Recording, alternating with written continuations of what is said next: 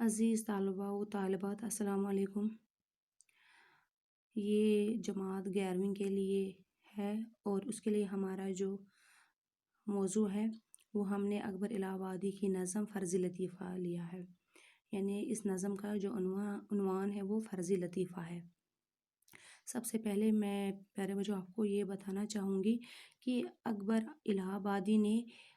خاص کر یعنی خصوصی طور پہ مخصوص طور پہ انہوں نے مسلمانوں سے مخاطب ہو کر یہ فرمایا ہے۔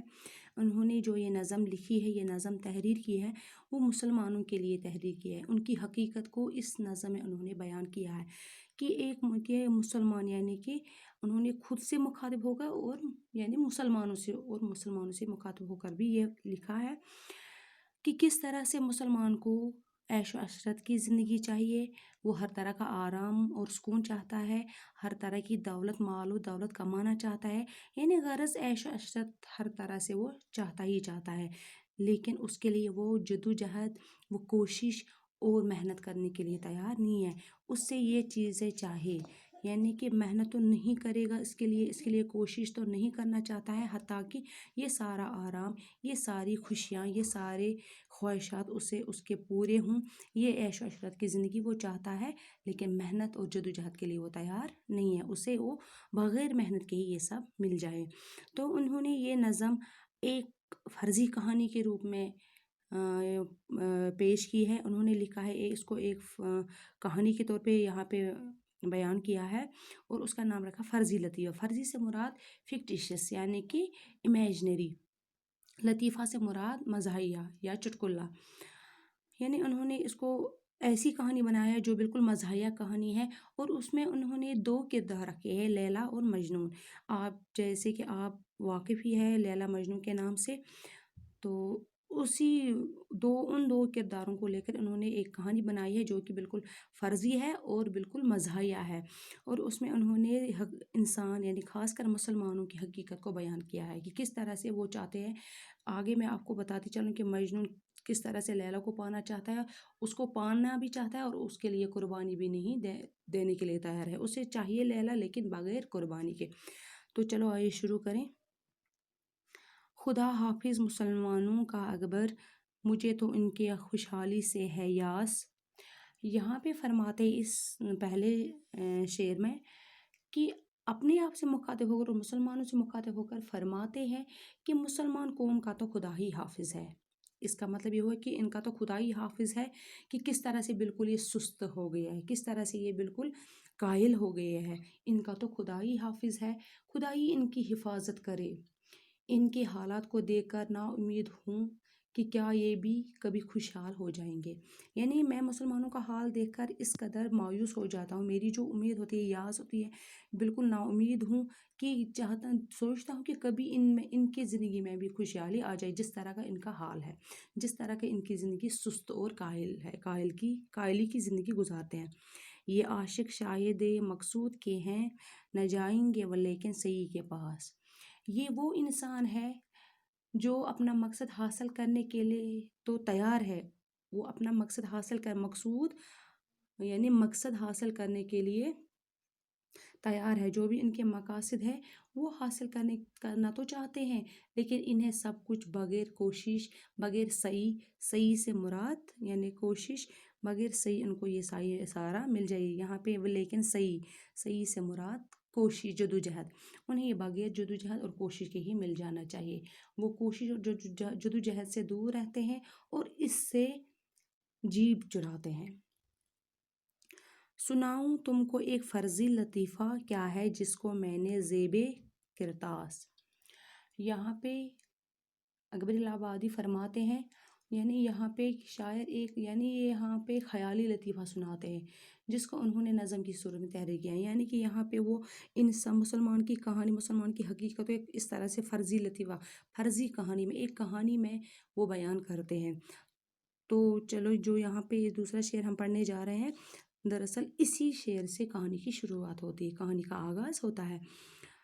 کہا مجنون سے یہ لیلا کی ماں نے کہ بیٹا تو اگر کر لے ایم اے پاس۔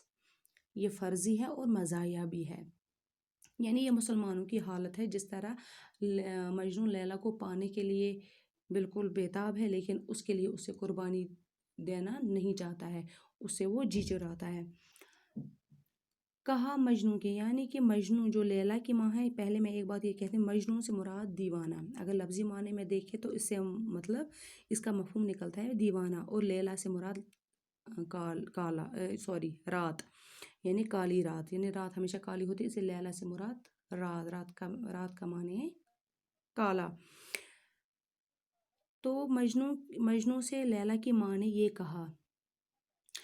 کہ یعنی مجنوں تو عاشق ہے اور جو لیلا ہے وہ محبوبہ ہے اس کی،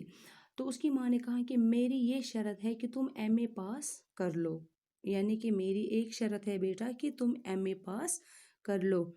تو فوراً بیاہ دوں لیلا کو تجھ سے، بلا وقت بن جاؤں تیری ساس، کہ میں چاہتی ہوں کہ اگر تو ایم اے پاس کر لے تو میں بالکل ایم اے پاس کرنے کے بعد اپنی بیٹی کی شادی تم سے کر دوں، بیاہ دوں سے مراد اس کا نکاح تم سے کر دوں، تو میں بغیر کسی رکاوٹ میں تمہاری ساس بن جاؤں اور تم میرے داماد، اور مجھے یہ رشتہ داری منظور ہے، بلا وقت یعنی بغیر کسی رکاوٹ کے۔ کہا مجنوں نے یہ اچھی سنائی کجا عاشق کجا کالج کی بکواس، اس کے جواب میں مجنوں یہاں بولتا ہے، عاشق یعنی مجنوں کہتا ہے لیلا کی ماں کے جواب میں، عاشق نے یہ سن کر کہا کہ یہ آپ نے یہ کیا اے خاتون، آپ نے یہ کیا فرمایا، آپ نے یہ کیا عجیب بات کی، میں ایسا نہیں کر سکتا، کہاں ایک عاشق اور کہاں وہ کالج کی اکتا دینے والی زندگی، وہ اکتا دینے والی پڑھائی جو ہمیں ہر چیز سے بیزار رکھتی ہے، ناراض رکھتی ہے، ہر چیز سے دور رکھتی ہے، کہاں میری زندگی، کہاں یہ عاشق، کہاں یہ دیوانہ، اور کہاں وہ کالج کی اکتا دینے والی پڑھائی، کجا یہ فطرتی جوش طبیعت، کجا ٹھونسی ہوئی چیزوں کا احساس۔ اور یہاں پہ فرماتا ہے عاشق جواب میں بولتا ہے، اب تو مجنوں کی باری ہے بات کرنے کی، کہاں عاشق ہونے کا قدرتی وہ جوش وہ جذبہ، یعنی جو ہمیں قدرتی طور پر ہمارے دل میں یہ جذبہ ڈال دیا گیا ہے، قدرتی طور پر ہمارے دلوں میں یہ اس جذبے کو ڈال دیا گیا، کہاں اس کا جوش، کہاں اس کی لذت، کہاں اس کا جو دل و دماغ کو محفوظ کرنے والا ہے، جو دل و دماغ کو سلامت رکھنے والا، اور کہاں یہ پڑھائی جس سے ٹھونسی ہوئی چیز، جس سے محنت اور جدوجہد کی ضرورت ہے، اور کہاں وہ پڑھائی جس کے لیے انسان کو بہت ساری جدوجہد اور محنت کی ضرورت ہے۔ یہ جو جذبہ ہمیں ملا ہے، عاشقی کا جذبہ جو ملا ہے، جو عاشق بننے کا جو قدرتی جذبہ اور یہ قدرتی جوش ملا ہے، یہ تو بالکل ہمیں اس سے مطلب کہ یہ ہمیں قدرتی طور پہ ملا ہے اور یہ ہمیں محفوظ کرنے والا ہے، اور وہ کالج کی جو زندگی ہے وہ ٹھونسی ہوئی جو ہم پر زبردستی ٹھونس دی جاتی ہے، اس میں تو محنت اور جدوجہد کی ضرورت ہے۔ کجا یہ بڑی بھی آپ کو کیا ہو گیا ہے، ہرن پر لادی جاتی ہے کہیں گھاس، اور یہاں پہ پھر بولتے ہیں لیلا کی ماں کے جواب میں، اے بڑی بھی ہم جب ہم سے کوئی بڑی عورت ہوتی ہے تو اس کو ہم بڑی بھی کے یعنی جو ہمارے بزرگ وغیرہ ہوتے ہیں اسے ہم بڑی بھی کے نام سے پکارتے ہیں، کیا ہو گیا اے، یہاں پہ فرماتے اے بزرگ خاتون آپ کو کیا ہو گیا ہے، کیا کبھی ہرن جیسے نازک جانور پر بوجھ لاد دیا جاتا ہے، یعنی کبھی اس پہ بوجھ کو لادا دیا جاتا ہے، تو میں بھی ایک آزاد اور بے فکر انسان ہوں، مجھ سے یہ کتابوں اور محنت کا بوجھ اٹھایا نہیں جا سکتا، یعنی کہ اگر ہرن تو اتنی نازک جانور ہے، اس پہ کبھی کسی نے بوجھ لادا ہے، یعنی اس پہ کسی نے بوجھ چڑھایا ہے، اسی طرح میں بھی ایک آزاد اور بے فکر انسان ہوں، اور مجھ پہ یہ پڑھائی کا بوجھ مجھ سے نہیں اٹھایا جاتا، میں یہ سب کچھ برداشت نہیں کر سکتا، یہ اچھی قدردانی آپ نے کی، مجھے سمجھا ہے کوئی ہر چرانداز۔ پھر بولتے ہیں مجنوں، آپ کیا یہی میری قدر کرتی ہیں، کہ آپ کی نظروں میں میری یہی اوقات ہے، یہی قدر ہے، آپ نے مجھے کوئی معمولی سا انسان سمجھا ہے، یعنی میں معمولی انسان نہیں ہوں، یعنی معمولی سے مراد آرڈنری، میں کوئی معمولی انسان نہیں ہوں، میں عاشق ہوں، آپ یہ بات سمجھ لیجئے کہ میں معمولی انسان نہیں ہوں، بلکہ مجھ میں قدرتی طور پہ عاشقی کا جذبہ ڈال دیا گیا ہے، عاشق ہونے کا قدرتی جذبہ ہے مجھ میں ایک معمولی انسان نہیں، میں ایک غیر معمولی انسان ہوں کہ میں عاشق ہوں۔ دل اپنا خوں کرنے کو ہوں موجود، نہیں منظور مگر سر کا آماس۔ یہاں پہ فرماتے ہیں کہ میں اپنے دل کا،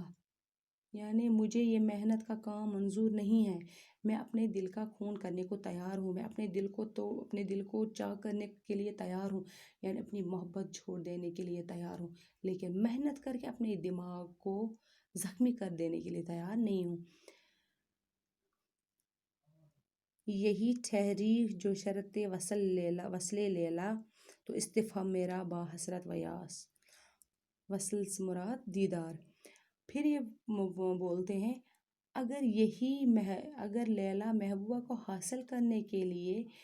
آپ کی یہی شرط ہے، تو یہی شرط ہے میرے لیے، تو میں بڑی نا امیدی اور مایوسی سے اپنی لیلا کو حاصل کرنے کی خواہش چھوڑ دیتا ہوں، دل سے نکال دیتا ہوں، میں وہ شوق چھوڑ دوں گا جس کے لیے مجھے کوشش، جدوجہد اور محنت کرنی پڑے گی۔ چنانچہ وصل لیلا کا شوق تو ہے، لیکن یہ کسی محنت اور کوشش کے بغیر ہی حاصل ہونا چاہیے، یعنی میں چاہتا ہوں کہ لیلا مجھے مل جائے، لیکن اس کے لیے مجھے کوئی قربانی، کوئی محنت، کوئی جدوجہد نہ کرنا پڑے۔ اگر اس کے لیے محنت اور جدوجہد کرنی پڑے تو یہ شوق اور یہ مقصد چھوڑ دوں گا، مگر محنت اور جدوجہد کے لیے تیار نہیں ہوں۔ یہ جو آخری جو 2 اشعار ہے، اس میں یہ یہاں پہ انہوں نے یہ دراصل یہی اس نظم کے اہم شعر ہے، یعنی انہی اشعار میں اس نظم کا مرکزی خیال ہے۔ اگر آپ نے اس کو سمجھا ہے تو اس نظم میں ان 2 اشعار میں اس نظم کا مرکزی خیال ہے کہ کس طرح سے انسان محنت، جدوجہد اور کوشش سے جی چراتا ہے اور ہر طرح کے آرام کی زندگی گزارنا چاہتا ہے، لیکن یہ سب کرنے کے لیے تیار، اسے تو بن بیٹھے ایک ہی جگہ پہ ہاتھ دھرے بیٹھے یہ سب ملنا چاہیے، اس کے لیے محنت کے لیے وہ تیار نہیں، یعنی قائل و سستی کا سست بننا چاہتا ہے۔ تو یہ ہماری جو نظم ہے یہیں پہ ختم ہوئی ہے، تو دوسری ویڈیو میں پھر حاضر ہوں، تب تک کے لیے اللہ حافظ۔